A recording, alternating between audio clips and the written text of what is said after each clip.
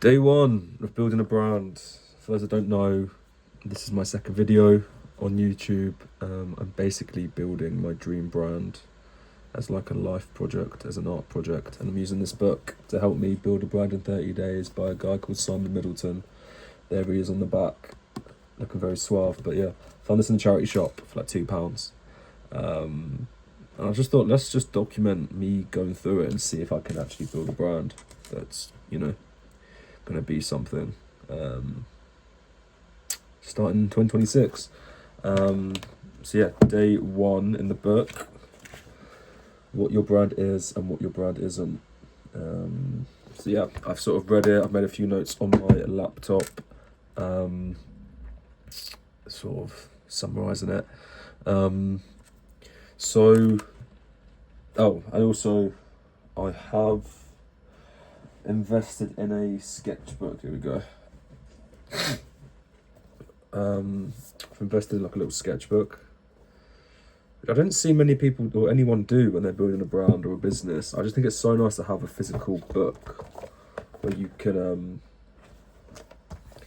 just document stuff. And like, I really enjoy the process of writing things down and like having something in front of me I can work on and see the progress. So I'm literally starting sort of a sketchbook, and this will be like my brand bible, and hopefully in years to come this will be full and I'll look back and think, wow, this is where it started with this YouTube. So yeah, I'm gonna sort of do like 1 page a day. I've sort of written Hewins Heritage, day one, my life's art project, what your brand is and what your brand isn't. I'm gonna write on it a bit later. So basically that chapter in the book, day one, what your brand is and what your brand isn't, it's basically he basically summed up saying branding isn't about logos, adverts, marketing tactics. It's about meaning. So your brand is the sum total of what people think, feel, say, and associate with your business. It lives in the minds and the hearts of the customers, not just on paper, which is so true. So he sort of said what a brand is: a perception made up of all the meanings people attach to your business, based on experience, reputation, emotion, memory. It's how your business makes people feel, not just what you say. And it includes everyone's impressions. So customers, prospects, competitors, even those who haven't bought yet. It's a sum of everyone's sort of feelings towards the brand. So an example he put was John Lewis. So anyone from the UK, John Lewis, the big department store, a huge brand in the UK, huge company.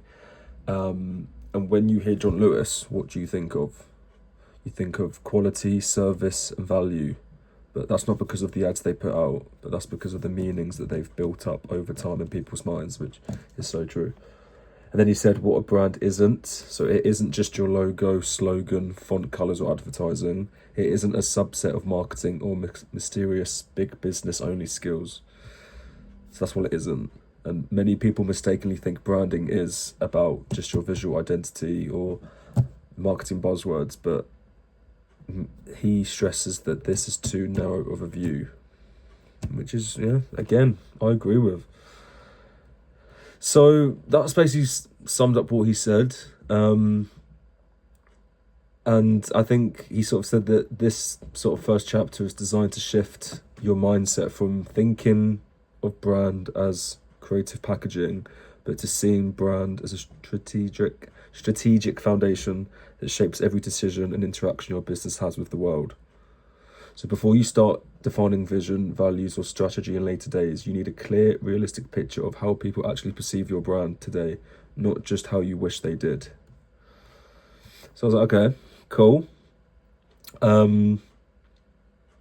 So my brand is, as I said in the last video, my brand is Hewins Heritage, and to sum it up, it's a modern heritage brand for men, and I want to sort of bring back creating things that can be passed down through generations. I feel like we live in such a disposable culture now, and things get replaced and people buy things all the time, and I want to bring back sort of craftsmanship and things that really carry meaning, and not just in their material and how they're made, but emotionally, and how someone emotionally connects with that object. So Hewins heritage. So my last name is Hewins. So to apply this to my brand, Hewins heritage is not a product brand. It's a meaning brand. And I feel like the brand's going to exist in the mind of the person who wears it. It's the feeling they get when they look at my product and think, this represents who I'm becoming. This isn't fashion, it's a marker in my life. And this was earned, not bought. So I want to start off with men's rings. That's my idea. And I want it to be like each one to be an artifact. And I want to create a brand that is the story, identity, and inner shift the ring represents. And then he did ask in the book, if your brand disappeared tomorrow, what should still exist in people's mind? And for me, I put a sense of modern heritage, masculinity, intention, and personal legacy. And then I thought what Hewins heritage is not, or not trying to be. So we're not a jewelry brand. We're not a trendy direct-to-consumer startup.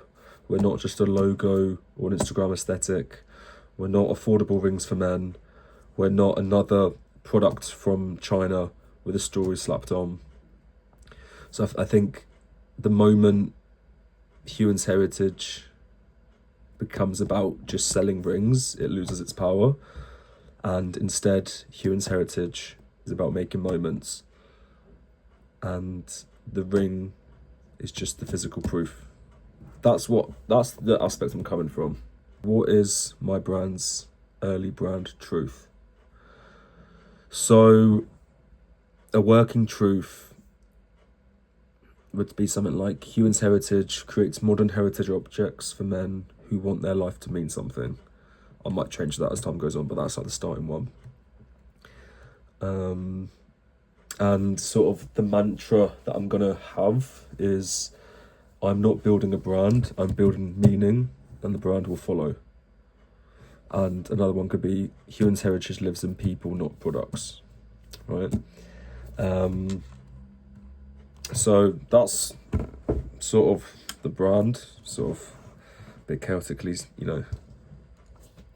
mapped out, but I'm going to start writing in the book. So I'm going to put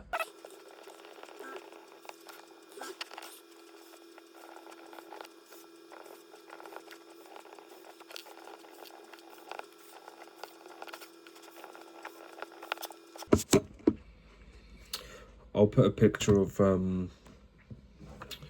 what I've just written. I basically just put what Hewins heritage is. So I've put, it's not a brand I'm trying to sell, it's something I'm trying to build meaning into. The product is just evidence. I put some like keywords and phrases. So modern heritage, quiet confidence, objects that mark moments, earned not bought, masculinity without ego, time over trends. I put in the bottom, Hewins heritage lives in the mind of the wearer, not the ring. And now I'm going to do the second page and title what Hewins heritage isn't.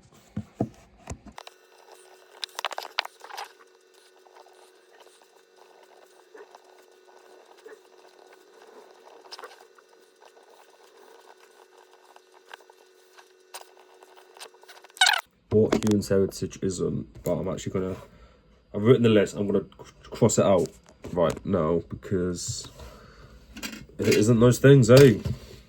I basically put what Hewins heritage isn't. It isn't just jewelry. It isn't just trendy, direct to consumer.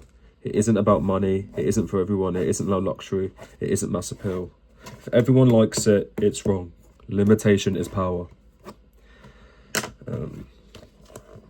This is not supposed to be some amazing aesthetic thing. This is a workbook, and I want it to age with the brand, and I want this to be like the first artifact, right, of what I'm building.